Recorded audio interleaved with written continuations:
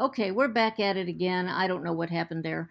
But at any rate, his number 10 use of this was to connect it with the telephone. Now, of course, if we hadn't had the telephone, we wouldn't have this use. But here he comes up with something like, in place of a stenographer, you've got something recording your thoughts, making um, it permanent. And I think if you look back on all of the history of all of the um, technological devices we've talked about, we were always in search of something permanent, something that we could use over and over again. Um, and I think what that ended up doing, not only giving us opportunities to hear, let's say he was using the phonograph with the telephone to jot down, basically speak out loud his thoughts for the day, his lists, and those sorts of things, and then being able to go back to them instead of writing them down with pencil and paper.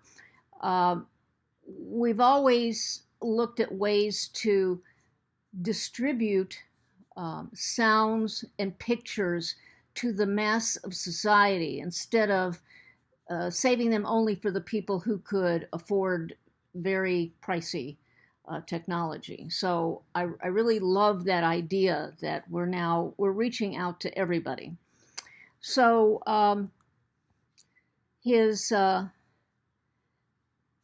that was his number 10. Anyway, I don't think we have the whole list. But consumerism wins out, and that always does with Thomas Edison.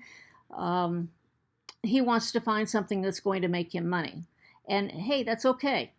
If patents and copyrights give you a chance to make money off of your inventions, go for it. If that's what puts the motivation in you, let's do it. So this is what he said in his ad for the phonograph. He said, "I want to see a phonograph in every American home." Just like I'm sure the people who invented televisions, I don't think they could ever have anticipated that there would be 3 to 6 televisions in every home. And now, of course, with your generation and generation possibly before you, we're seeing less use of the television set and more use of television on um, internet capable devices. So he wanted one in every home. And then he starts working with the discs again. The first phonographs had one disadvantage: the recordings could not be duplicated. There you go. It's not enough to have it be permanent, it has to be duplicatable. In 1894, Emil Berliner modified the phonograph to use a disc rather than a cylinder. Now, of course, a disc takes up less space, it's thinner, it weighs less than a cylinder. A cylinder is kind of clunky to use. So Berliner created that, and this allowed mass production of records by stamping them out into a hard rubber material. Berliner's disc recorder, this is what this looks like on slide 19. The Victor Talking Machine Company also launched the gramophone. Remember, I told you there were so many prefixes and suffixes for devices that either worked with sound or with pictures, but we've got now is the gramophone. You see the large bell where the sound comes out. You see the arm with the stylus on it that is traveling the grooves of the record. Then let's see. So we're working on wax and shellac discs now. The cylinder records competed with the flat discs for a number of years. So, people don't just automatically turn to a new technology. There has to be a period of time when people get used to that new technology. So they competed for a number of years, but by the time of the First World War, the disc record had become the standard. You'll see here, I'm going to guess that these are 78 RPM size, which was kind of a large size. And then so they were called 78s. And then we went to these really large ones, which were 33 and a third. Those are long playing records. A lot of time, I have a lot of old sets of symphonies recorded on these long playing records.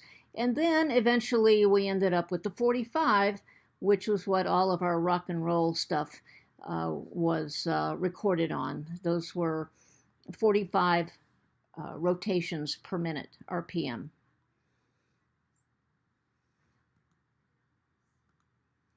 Then we get into something that is always important when we're talking about technology and when we're talking about any good or service, is supply and demand. If you have too much supply and too little demand, you're going to have to advertise these things. If you have not enough supply and a great demand, then you need to be amping up your production. By 1914, record players and collections spur a national boom in sales.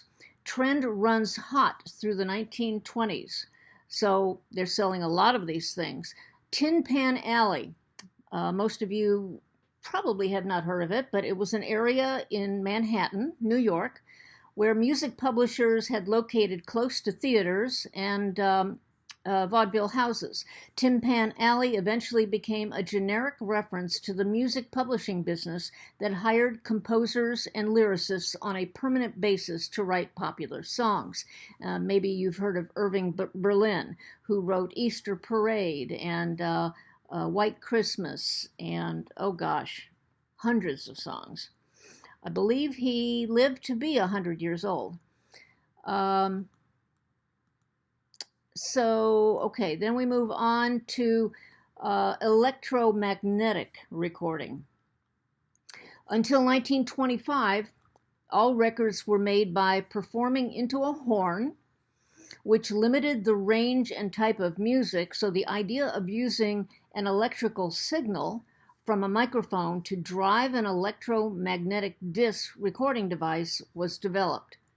Again, some brilliant light bulb went off in somebody's head, and we're all grateful to them, absolutely.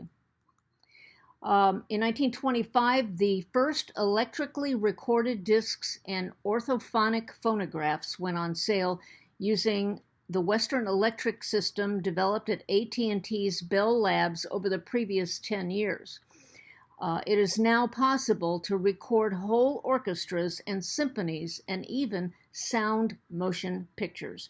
So this is the period of time when the talkies, the silents go out of style and the talkies come in. Now that we can record sound and picture at the same time. So, what else are we working on? We're working on amplification in the 1920s. Electromagnetic recording became possible because of the development of the amplification techniques. Circuits were developed for the radio industry. You know who's working on that at this moment. You've got the fathers of radio working on this. By using the microphone, recordings of public performances became much easier. Bing Crosby was the first to use the microphone as an instrument. Well, what does that mean? He sang into the mic, more intimate than acoustic singing. He somehow attached the mic to his voice. It became part of the instrument. People talk about their voices as being their instruments in music. Though the recording industry vastly improved its sound system and radio record player combination devices were promoted, audiences continued to identify radio as the home of live music and recorded music as a canned sound. And you know today, if you listen to your music, Uh, it it does not sound canned. It sounds like you could be right there if you close your eyes, right there in the third row of a performance. It's so improved. It's fantastic. Magnetic recording, which is today used for video and audio tape, was first introduced around 1899 to 1900 by the Danish inventor Valdemar Poulsen. In 1900, Poulsen patented the telegraphone, there we go, a device to record sound on a steel wire or tape. He later designed a model to answer the telephone automatically and record a message. There you go. That is Edison's idea, but Poulsen was able to make it come to fruition. It's truly a wonderful thing. Let's hear it for voicemail. Okay, now we get to magnetic tape.